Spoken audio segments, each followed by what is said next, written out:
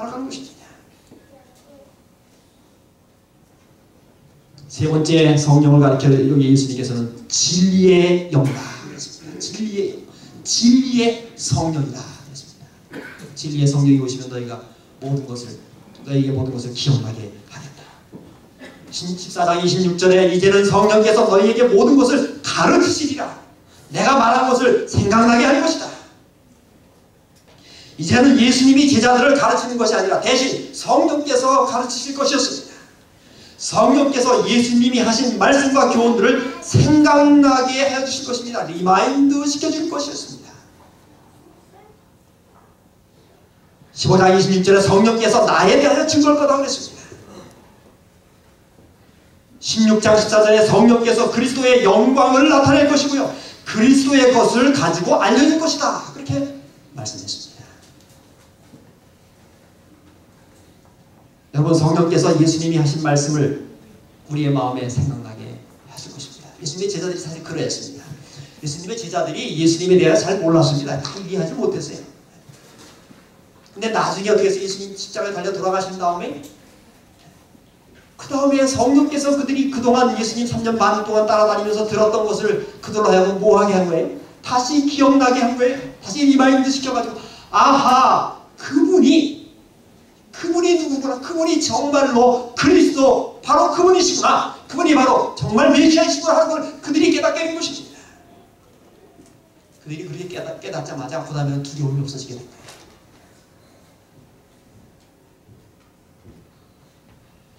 여러분, 성령은 진리의 영인 것입니다. 보혜사 성령께서 하시는 일은 진리를 밝게 알게 해주시는 것입니다. 진리 가운데 참된 평화와 위안을 찾도록 인도하시는 분이신 것입니다. 여러분, 오늘날 성령 하나님은 어떻게 역사하십니까? 성령은 어떻게 역사하세요? 진리의 성령이라고 그랬는데 진리가 무엇입니까? 진리가 성경의 주의 말씀은 뭐예요? 예, 시편 160절 주의 말씀의 강령은 진리오니. 요한복음 17장 17절에 저를 진리로 거룩하게 하옵소서. 주의 말씀은 진리입니다. 자, 여러분, 여기 시대의 소망에 있는 말씀을 제가 읽어드립니다. 시대의 소망 671쪽에 이렇게 이야기합니다. 그리스도께서는, 잘 들어보시기 바랍니다. 누가요? 그리스도께서는 하나님의 말씀을 통하여 역사하시는 진리의 성령으로 말미암아 당신의 택하신 백성을 자기에게 복종하게 하신다. 자, 여러분, 그리스도께서 우리를 뭐예요? 우리를 복종하게 하세요. 근데 뭐를 어떻게 해서 복종하게 합니까? 진리의 뭐를 통하여? 말씀이 들어오고 그 다음에 뒤에 그 말씀을 통하여 누가 역사하세요? 성령이 역사하여서 우리로 하여금 어떻게 하게 한다고? 하나님께 복종하고 순종하게 한다라고 하는 거예요. 그리스도께서는, 다시 한번 읽어드립니다. 그리스도께서는 하나님의 말씀을 통하여 역사하시는 진리의 성령으로 말미암아 당신의 택하신 백성들을 자기에게 복종하게 하신다. 여러분, 하나님의 말씀 진리가 들어가면 그 다음에 우리에게서 나오는 게 뭐예요? 순종이 나오는 거예요.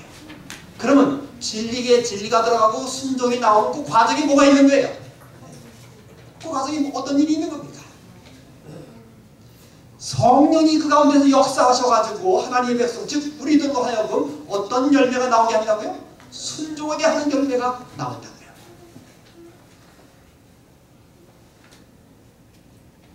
진리인 하나님의 말씀이 우리로 하여금 복종케 하고 순종케 하도록 변화를 가져다 주시는 분이 누구라고요? 그분이 바로 성령 하나님이라고. 그러므로 여러분, 우리는 그렇게 볼 때에 성령 하나님의 인도하신 우리는 반드시 우리는 받아야 하는 것입니다.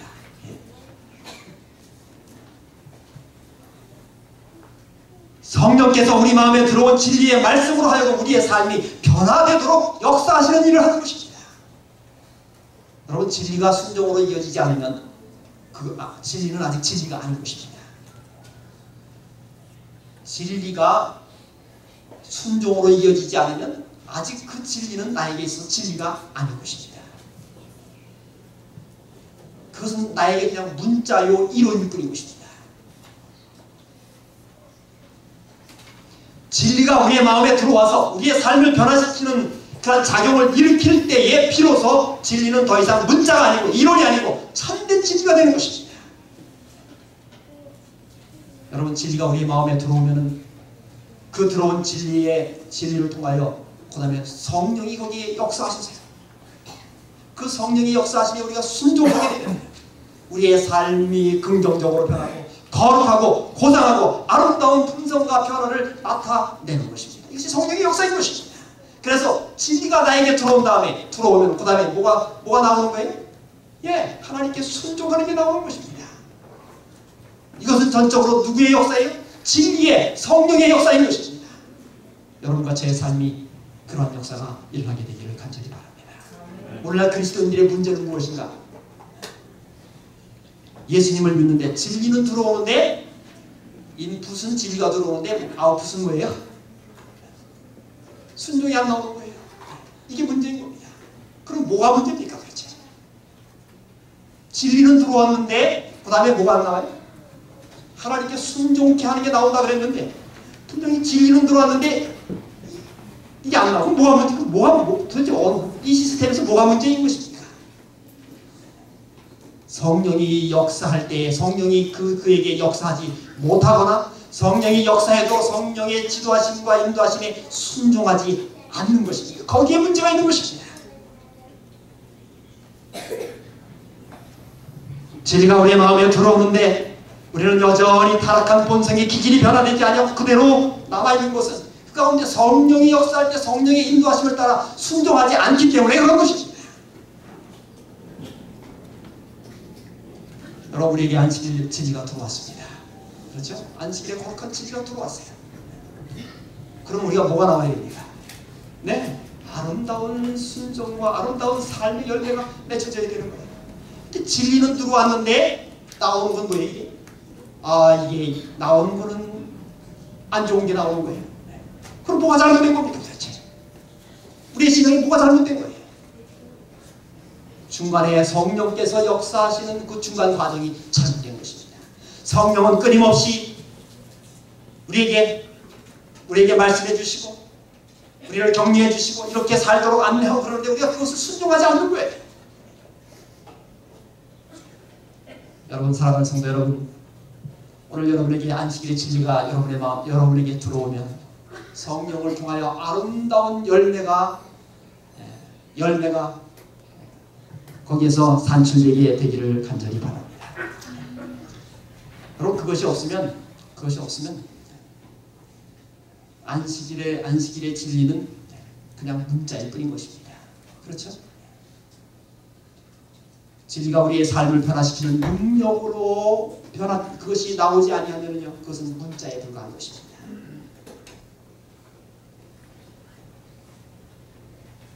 그럼 뭐와 같은가 하면 제가 예전에 하도 살이 안 찌니까 어디 가면은 용한 그 한의사가 있어가지고 가서 그 뭐 십전 대보탕인가 그거를 해서 먹으면 살이 이렇게 잘 찐대요. 그래가지고 제가 용인인가 어디 차 타고 거기 뒤에 장로이 용한 분이 있어가지고 거기 가가지고 십전 대보탕을 져가지고 제가 몇 번 먹어봤어요. 사실은 한국에 있을 때. 근데 그 비싸고 좋은 걸 이렇게 먹었으면 결과가 있어야 될 거 아니에요. 그 사람들. 근데 그거 먹었는데 뭐 체중이 1kg 뭐 조금 낮으면 똑같아요. 저는 이상해요. 내가 모르겠어요. 분명히 좋은 게 들어갔으면 이게 결과가 있어야 되는데 말이에요. 우리 신앙생활에도 그렇게 되면 안 되는 것입니다. 우리 얼마나 좋은 진리가 우리에게 들어옵니까? 그 진리가 성령을 통하여 우리의 삶에서 아름다운 열매로 맺혀져야 되는 거예요. 성령은 진리의 영이라고 했습니다. 진리의 성령이라고 했어요. 제가 언니가 말씀을 드렸지만 여러분, 단지에다가 꿀을 넣으면 무슨 단지 된다고요? 꿀을 담으면 꿀단지가 되는 것입니다. 그럼 어떻게 꿀단지를 열면 뭐가 나와요? 꿀이 나오고 무슨 향기가 나는 거예요? 꿀 향기가 나와야 그것이 맞는 거예요. 근데 어떻게 꿀을 넣는데 또 열어보니까 뭐가 돼? 거기에 꿀이 아닌 온갖 썩은 것들이 가득 차 있다면 이 문제가 아닙니다. 여러분, 우리는 진리를 우리에게 담은 우리는 진리의 단지이것입니다. 그렇죠? 그러면 그 진리를 통하여 뭐가 나와야 돼요? 진리의 아름다운 것들이 나와야 돼요. 그 사이에 누가 역사하셔야 돼요? 성령 하나님께서 역사하셨어요.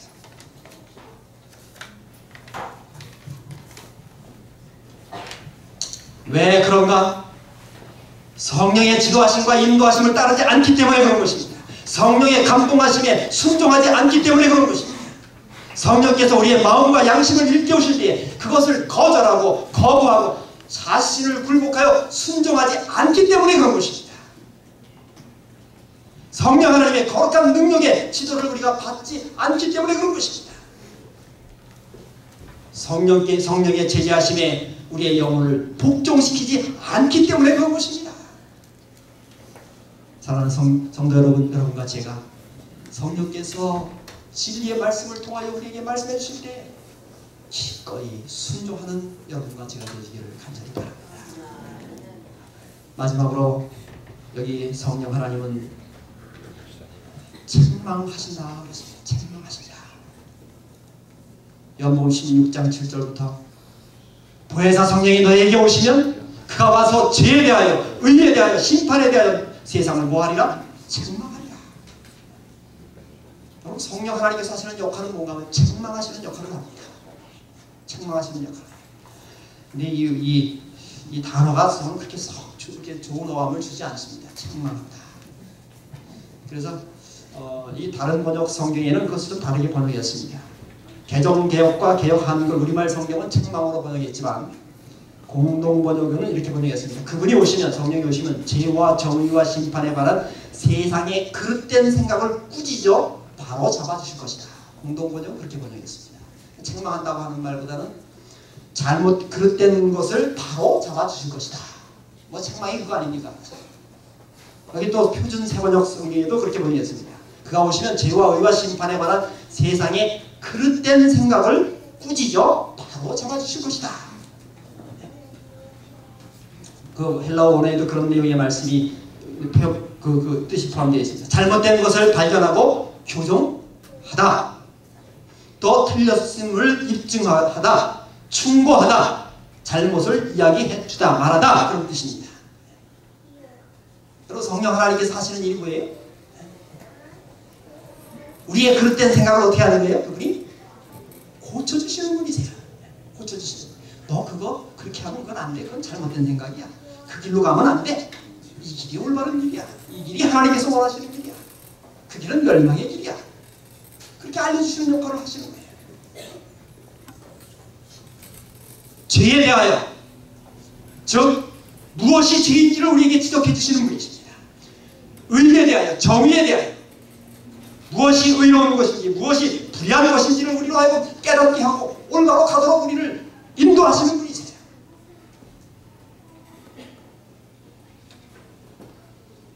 심판에 대하여 우리를 책망하겠다고 했어요. 정말 누가 심판받을 자인지를 보여주시는 분이십니다. 내가 그 길을 그대로 살면 너의 앞에는 하나님의 멸망의 심판이 너에게 있다고 하는 걸 가르쳐 주시는 거예요.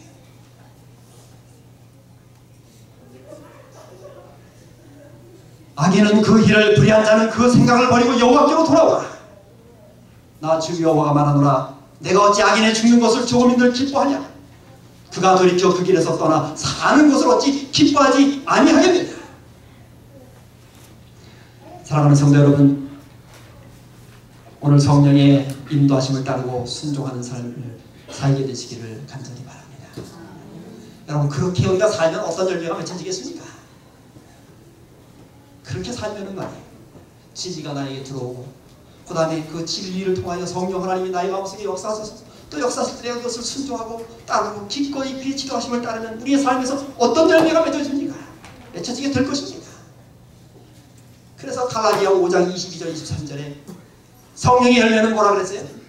사랑과 희락과 화평, 자비와 양선과 오래 참음과 중성과 온유와 절제니, 이 같은 것을 금지할 법이 없고요. 그리스도 예수의 사람은 육체와 함께 그 정과 욕심을 십자가에 못 박았다 하겠어요. 성령의 지도하심과 인도하심을 받을 때 말이에요, 우리의 욕심이 다 십자가에 못 박히는 것입니다. 그리고는 이렇게 아름다운 열매들이 우리의 삶 속에서 맺혀지게 되는 것입니다. 누가복음 11장에 예수님께서 말씀하셨습니다.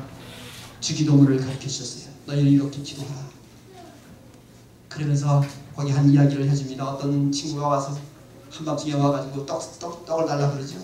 다 누워 자는데, 그러니까 이 사람이 또 다른 친구를 찾아가서 뭐라 그래요? 막 깨워가지고, 다 자고 있는데 막 깨워가지고 떡 3동이만 달라. 그러니까 뭐라 그래요? 내가 벗 때문에 이래서 내가 일어나서 주는 게 아니라 네가 간청하니까 내가 주는 거다. 그래서 예수님이 하신 말씀을 하십니다. 구하라 그러면 주실 것이요, 찾으라 그러면 찾을 것이요, 두드리라 그러면 열릴 것이다. 구하는 이가 받을 것이고, 찾는 이가 찾을 것이고, 두드리는 자가 열릴 것이고, 누가 자식이 알을 달라 하면 전갈을 너에게 주겠느냐, 생선을 달라 하면 뱀을 줄 사람이 있겠느냐. 이 말씀을 하신 다음에 예수님께서 하신 말씀이 바로 이 말씀입니다. 11장, 누가복음 11장 13절. 너희가 악한 자라도 좋은 것을 자식에게 줄 알거든 하물며 너희 천부께서 구하는 자에게 성령을 주시지 않겠느냐. 여러분, 우리가 성령의 인도하심을 못 받는 것을 왜 못 받습니까? 성령을 뭐 하지 않기 때문에 그런 거예요? 구하지 않기 때문에 그런 것입니다. 구하지 않기 때문에. 여러분, 성령 하나님을 갈급하고 구하게 되시기를 바랍니다. 그분이 나의 삶을 지배하고 나를 인도해 주시고, 내가 그분을 따라서 그리스도 안에서 살고자 하는 강렬한 그런 도움의 갈망함이 우리에게 있어서 성령 하나님을 우리가 구하고 요청할 때 그분은 기꺼이 우리와 함께 오셔서 우리를 도와주시고 우리를 인도해 주시는 것입니다. 예수님께서 제자들과 헤어지시기 전에 그들에게 가장 위대하고 고상한 선물을 주셨습니다. 여러분, 바로 그분이 성령 하나님이십니다. 여기 시대의 소망이 있는 말씀을 읽고 마치겠습니다. 성령은 시대의 소망 671쪽에 성령은 마음을 순결하게 만든다. 성령은 어떻게 한다고요? 마음을 순결하게 만든다. 성령을 통하여 신자는 거룩한 품성을 나누어 가지는 자가 된다. 성령을 통하여 우리가 어떻게 된다고요? 거룩한 품성을 나누어 주는 자가 된다. 그리스도께서는 모든 유전적이며 배양된 악의 성향들을 이기며 자신의 품성을 당신의 교회에 새기는 거룩한 능력으로서 성령을 주셨다. 우리의 삶이 성령께서 우리의 양심을 일깨우고 우리의 생애를 변화시킬 때에 우리가 그렇게 하기로 선택하고 성령의 지도하심과 인도하심을 따를 때에 우리의 마음이 순결해지고요, 우리에게 거룩한 품성이 생겨나게 되는 것을 또한 나누게 될 것이며, 우리가 유전적으로 가지고 있고 유전적으로 배양된 이 악한 것들, 악의 성향들을 우리가 이기고 하나님의 품성을 우리에게 마음에 생기게 된다고요. 그렇게 하기 위하여 성령을 어떻게 하셨다고요? 성령을 우리에게 주신 거라고요.